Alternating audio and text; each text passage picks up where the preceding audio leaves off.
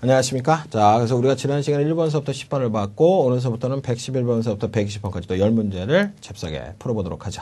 자, 111번 문제를 보겠습니다. 111번 문제를 봤더니 역시 A, B, C, D가 우리가 알고 있는 어형으로 되어 있습니다. 따라서 역시 앞뒤 사정을 보면 되겠지. 근데 오브 앞에 명사가 있다는 걸 보면, 아, 오브 뒤에도 명사가 된다. 이렇게 되는 당연히 명사 어형 문제가 되겠죠. 그래서 명사 어형 중에서 여러분들이 첫 번째로서 꼭 기억하셔야 될 법칙이 있어요. 앞에 관사 더가 있든지 부정관사 어가 있든지 아무것도 없어도 됩니다. 그 다음에 명사 오브 명사라는 영어의 명사구를 만드는 어형 문제가 있어서 요 자리하고 요 자리에 명사는 맞춰줘야 되겠죠. 그럼 요 자리에도 명사가 돼서 명사를 찾아봤더니 A도 되고 B도 되고 C도 되네. 그리고 D만은 품사가 형용사니까 얘는 오답이다. 그럼 프로덕션의 뜻은 뭐가 되겠어요? 생산. 그리고 프로덕트는 제품 또는 상품 이렇게 될 거고 프로듀스가 명사로 쓰입니다. 농산물이라는 뜻이에요. 그러면 무엇의 샘플이 도착을 했다? 익스프레스 오버나잇 메일을 통해서 제품의 그것이 이렇게 돼야 되겠지. 샘플. 그렇게 돼서 정답은 프로덕트로 가야지. 프로덕션으로 가시면 안 됩니다. 프로덕션은 생산의 샘플이 되는 거예요. 아시겠죠? 근데 제품의 샘플이 도착했다 그러지 생산의 샘플이 도착됐다는 건 좀 말이 안 됩니다. 아시겠죠? 뭐 쉬웠으니까 바로 넘어가죠. 112번 문제로 넘어가도록 하겠습니다. 112번 문제도 역시 아주 쉬운 어형 문제가 되겠네요. experiment가 있고 experimenter, experiments, experimented 이렇게 되어 있으니까 앞뒤 사정 보면 되죠.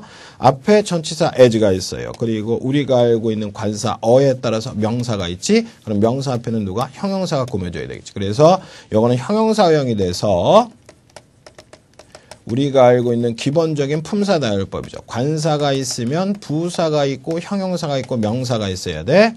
근데 또 영어는 관사 다음에 형용사, 명사도 쓸 수 있다라고 생각을 하셔야 됩니다. 따라서 이런 경우는 우리가 잘 따져봐야 되겠죠. 요렇게 되니 요렇게 되니 이렇게 되는 겁니다. 아시겠죠? 그래서 요 자리는 무조건 형용사가 맞는데 그 앞에 얘가 맞냐 이렇게 될 때는 얘가 형용사를 꾸미면 부사일 거고 얘가 뒤에 있는 명사를 꾸미면 형용사가 된다. 근데 여기서는 그럴 필요 없이 명사 앞에 한 자리만 쓰니까 아주 쉽게 형용사 뭘로 가면 되겠어요? experimental 이렇게 가면 되겠죠. 따라서 요거는 기본이 되는 거고 요것도 역시 더불어서 같이 잘 기억을 하도록 하십시오. 그럼 형용사형 문제로서 여러분들이 꼭 알아둬야 될 것 중에 하나라고 생각이 듭니다.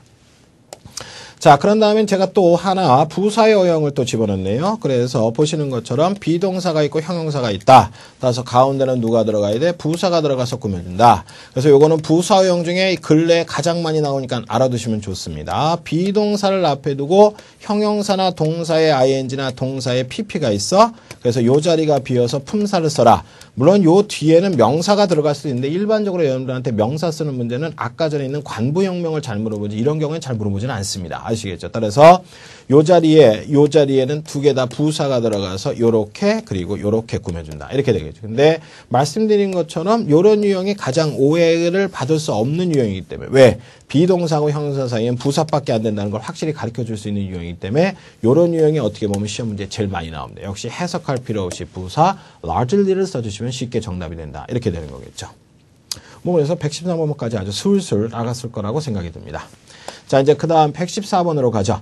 114번 문제는 앞에 instead of가 있고 search가 있고 searched가 있고 to search가 있고 searching이 있습니다. 따라서 여러분들이 생각할 때 이 자리에 search는 동사, searched는 동사의 pp형이나 분사, to 부정사 또는 searching은 ing가 있다. 이렇게 되니까 요번엔 동사의 적절한 어형을 찾아라. 이렇게 되겠죠. 근데 너무나도 반가운 손님이 앞에 있네요. 바로 앞에 누가 있다는 거야? instead of.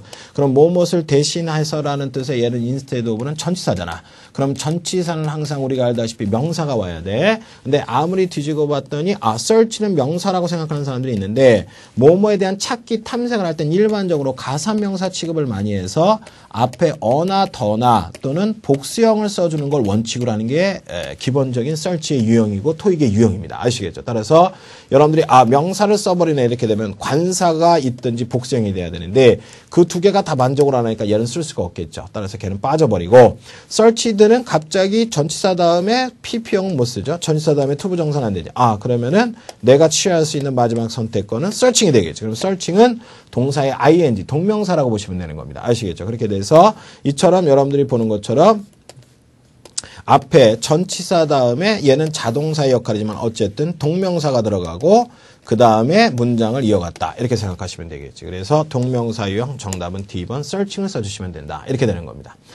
여러분들한테 시험 문제를 낼 때는 전치사는 뒤에 명사를 취한다는 거는 뭐 기본적인 어용 문제가 되니까 큰 문제가 아닐 텐데 전치사 뒤에 여러분들한테 동사를 쓰는 형태를 써라 이렇게 될 때는 거의 100이면 100 이 동사를 갖다가 과연 시험을 보는 응시생이 동명사로 바꿀 수 있을까 없을까를 물어본다고 생각하시면 돼요. 아시겠죠? 그렇기 때문에 일단 전치사 뒤에 적절한 동사를 써라. 그러면은 뭐 그렇지 않은 경우도 있겠지만 거의 100이면 100, 90% 이상이 동명사로 간다 이렇게 생각하시고 동사에 ing를 집어넣고 생각해 보시면은 쉽게 정답을 찾을 수가 있는 겁니다. 그래서 항상 전치사 뒤에 동사는 동명사로 쓰고 그 자체 동명사는 ing를 붙인다 이렇게 생각하시면 되겠어요. 그래서 동명사 어용 문제라고 생각하시면 됩니다. 자, 이제 그 다음에 있는 문제는 toward가 있고 regarding, against, above 이렇게 돼 있어서 여러분들한테 뭘 물어보고 있는 거야? 전치사 문제를 물어보는 거죠. 따라서 어쩔 수 없이 해석을 해야 됩니다. 전치사는 절대 문법적으로 이해할 수 있을 거라고 생각하시면 안 돼요. 전치사는 여러분들에게 또 다른 어휘를 물어본다고 생각을 하시고 그만큼 전치사는 단독적으로 쓰인다는 거죠. 왜? 우리가 말을 할 때도 전치사 뒤에 목적어가 붙는 거를 명사를 붙는 걸 우리가 목적어로 얘기한다는 거는 동사와 급이 같다는 얘기예요. 아시겠죠? 그렇기 때문에 여러분들한테 전치사 시험 문제를 낼 때는 물론 수거적으로 외워야 될 전치사가 있는 것도 사실이지만은 일단은 그 자체 전치사의 뜻을 파악하기 위해서 노력을 해야 되고 전치사 그 자체의 뜻을 갖다가 항상 암기하도록 노력을 하셔야 됩니다. 아시겠죠? 그러니까 이런 문제 풀 때 너무 수거 문제다 이렇게 생각하지 마시고 내가 알고 있는 전치사를 집어넣었을 때 어떤 뜻을 갖나를 다 따져보셔야 된다. 이렇게 되는 거겠지. 그럼 여기서도 Sci Friend Computer expect 기대하고 있습니다. Introduce its latest product를 blank the middle of the month, month의 중순쯤, 그 달의 중순쯤 무렵에 이렇게 되겠지. 그러면 요 자리에 무렵, 쯤을 써야 된다는 얘기죠. 근데 regarding은 뭐뭐에 관하여서고 against는 뭐뭐에 대항하여서 반하여서고 above는 뭐뭐를 넘어서서 이렇게 되니까 성립이 될 수 없고 따라서 정답은 누굴 써야 된다? toward를 써줘야 된다. 이렇게 돼요. 그랬더니 above는 뭐뭐를 넘어서는 시간으로 나타나요. 그러면 안 됩니다. 뭐뭐를 넘어서고 뭐뭐를 그 이상이다. 이렇게 될 때는 다른 전치사 over 같은 걸 써야지. above는 분명히 위치상에서의 어디 위에 있다. 이런 뜻이에요. 아시겠죠? 함부로 해석하시면 안 됩니다. 그래서 toward라고 생각하시고 그래서 요것도 나온 김에 하나 기억을 하세요. toward 다음에 뒤에 시간, 시점이 붙게 되면은 항상 얘는 무렵, 쯤이라고 해석하세요. 물론 toward가 어디로 막연히 가는 방향도 있습니다. 그래서 뭐 우리가 이렇게 될 때는 toward the door 이렇게 하죠.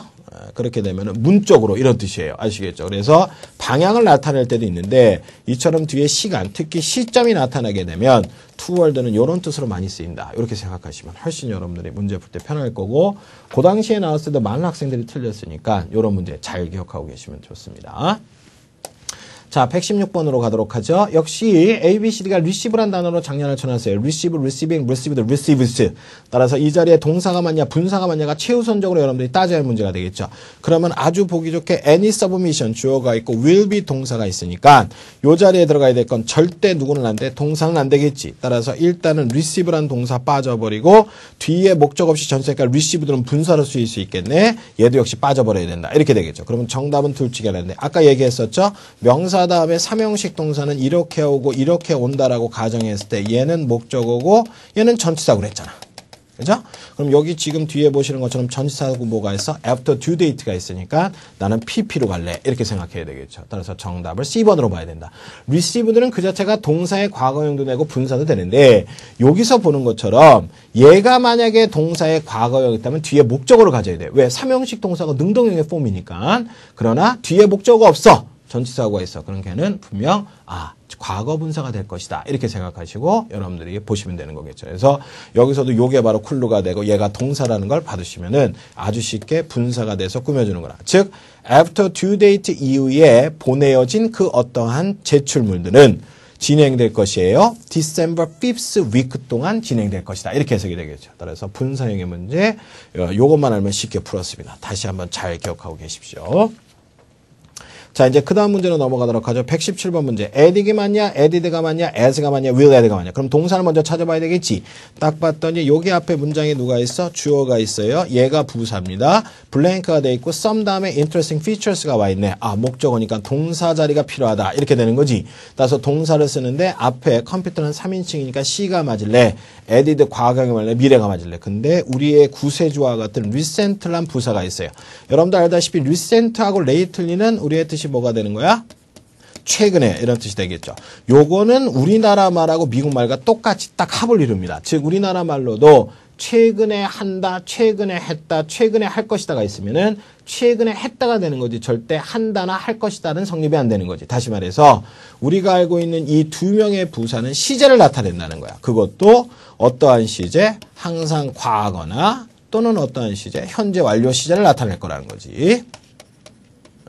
따라서 여러분들이 이런 문제를 풀 때는 얘가 얘를 수식한다. 과거형이네. 정답은 뭐로 가야 되겠어? 에디드로 가야 된다. 이렇게 되는 겁니다. 아시겠죠? 그래서 recently하고 lately는 아주 중요한 부사예요. 아시겠죠? 물론 형용사 자체를 수식한다면 모르겠지만은 동사구를 수식할 때 그런 단어가 나오게 되면은 항상 시제를 나타내는 아주 희한한 단어다. 이렇게 생각하시면 됩니다.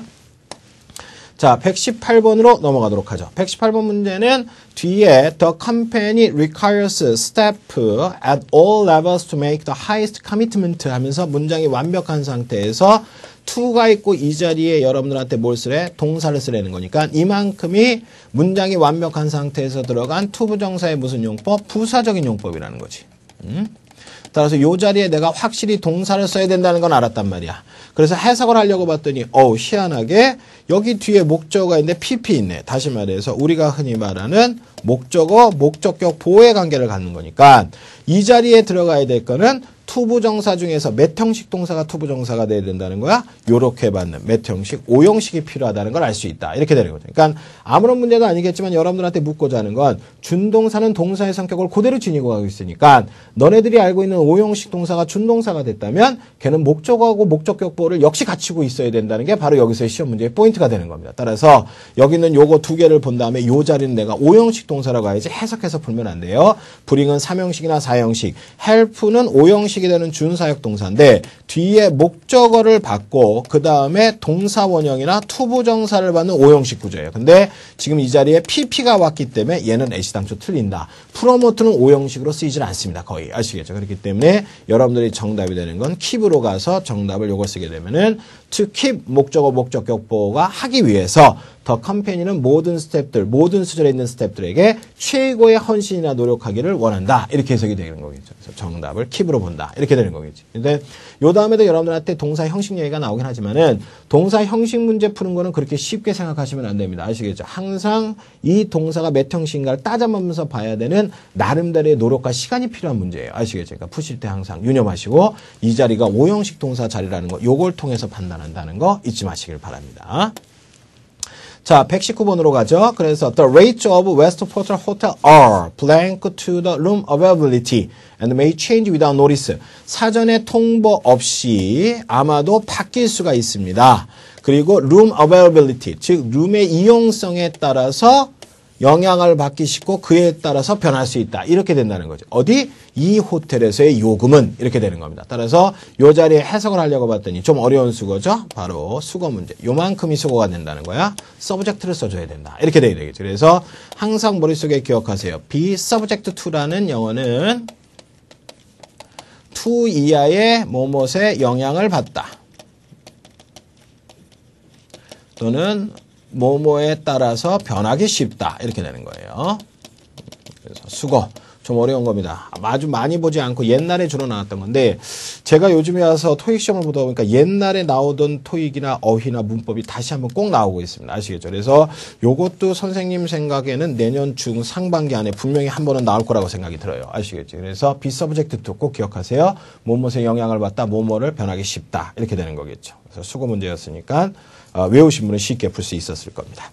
자, 마지막 이번 섹션의 마지막 120번 문제를 보도록 하죠. 역시 one of 다음에 the biggest가 나있어 something을 써라. 역시 mistakes, mistake, mistaking, mistaken. 이거는 두 가지를 생각해야 됩니다. 첫 번째 우리가 알고 있는 영어 중에서 one of 다음에는 더가 오고 항상 영어가 무슨 명사가 와야 돼? 복수명사가 와야 되겠지. 그래서 요 자리에 복수명사 쓴다는 거 아는데 그 뒤에 봤더니 또 이상하잖아. 명사가 있고 동사. 그럼 아까 전에 말한 것처럼 앞에 명사니까 명명, 동동, 가운데 있는 건 목적격 관계대명사 필요 없는 존재 빠져버려야 되겠죠. 그러면은 이지에 따라서 주어 원도 맞아 들어간다. 이렇게 되겠지. 따라서 요 자리에는 그냥 명사를 쓰면 안 되고 필히 무슨 명사를 써야 된다고? 복수 가산명사를 써야 돼요. 그래서 여러분들이 여기서 명사형, 복수형은 누구뿐이 없겠어? mistakes뿐이 없다. 이렇게 되는 거겠죠. 그래서 정답은 복수가산명사 A번을 써준다.